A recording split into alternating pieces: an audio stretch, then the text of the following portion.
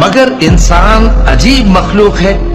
کہ جب اس کا پروردگار اس کو آزماتا ہے کہ اسے عزت دیتا اور نعمت بخشتا ہے تو کہتا ہے کہ میرے پروردگار نے مجھے عزت بخشی، اور جب دوسری طرح آزماتا ہے کہ اس پر روزی تنگ کر دیتا ہے تو کہتا ہے کہ میرے پروردگار نے مجھے ذلیل کیا۔ یوں نہیں،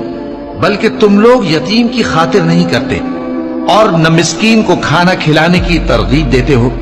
اور میراث کے مال کو سمیٹ کر کھا جاتے ہو اور مال کو بہت ہی عزیز رکھتے ہو۔ یوں نہیں،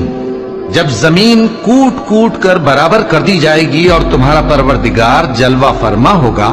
اور فرشتے قطار در قطار آ جائیں گے اور دوزخ اس دن سامنے لائی جائے گی، تو انسان اس دن سوچے گا، مگر اب سوچنے سے اسے فائدہ کہاں مل سکے گا؟ کہے گا کاش میں نے اپنی اس زندگی کے لیے کچھ آگے بھیجا ہوتا، تو اس دن نہ کوئی اللہ کے عذاب کی طرح کا